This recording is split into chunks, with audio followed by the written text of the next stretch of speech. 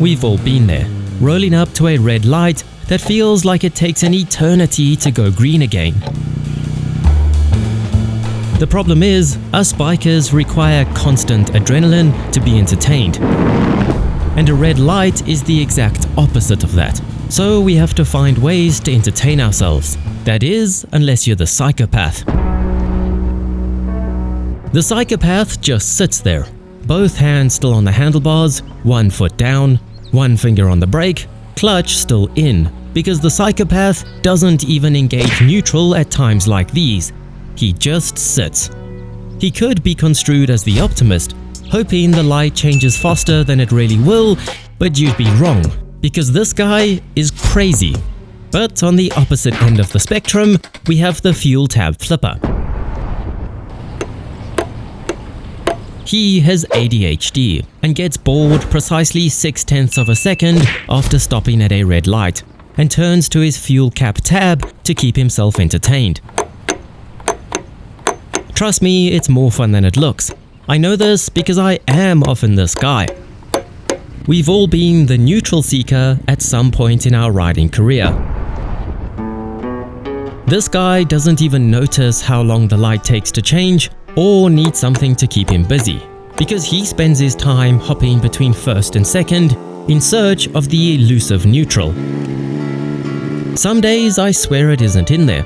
It's funny when it isn't you, but we all know he'll find neutral just before the light changes.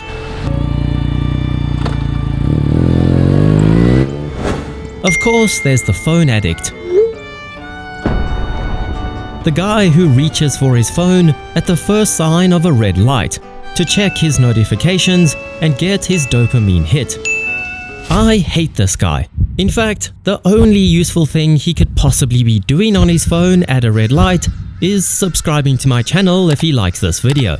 However, I often fail at being the cool guy. It involves having the bike in neutral and one foot down so that you can use the rear brake to stop the bike rolling. You can then rest your hands on the tank and stare off into the distance looking like a distinguished gentleman. Except that behind the tinted visor, I usually get distracted and give the people around me the side eye while quietly judging them. Thanks to the modern generation, we have the TikTokers. And for some reason, they can't even abide by the cardinal rule of staying on the bike when at a red light. The moment that kickstand gets flung out, you know you've just encountered an influencer, and a stupid dance will probably come shortly.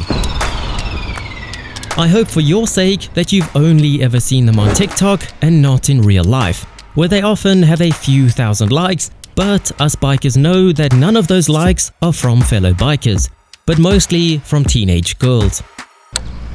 The button booper tries to look busy by pressing all the buttons on his bike.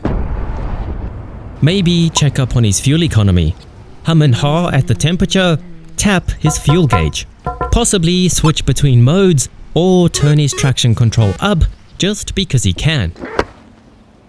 Is this a real Mustang or is it one of those EcoBoost things? If there is one type of red light biker I am not, it's the conversationalist. Oh, it's the fake one, never mind. I assume they try everything in the book to start up a little bit of small talk with the surrounding road users. Lovely weather we're having. But the truth is, I have no clue. If you're having a particularly good day, you could soon become the singer. Born to be wild. It's pretty self-explanatory and could be used as a form of torture on car drivers around you. But who cares? You're enjoying yourself and your tinted visor hides your identity enough to lean into any song. Someone like you. You're most likely to come across the ready-to-race guy on a 400 or smaller, usually an orange one. They're in gear, weight forward, revs up pretending to have launch control, eyes fixed on the light like they're on a drag strip, eager to drop the clutch and prove to you just how fast a 300 really is. And the worst part is, I can really relate to the ready-to-race guy for some reason. And finally, we have the rear peg flapper. He's a not too distant cousin to the fuel tab flipper. They both really just need a fidget toy, and luckily, motorcycles come with a few built in. But anyway, share this video with a friend who does one of these.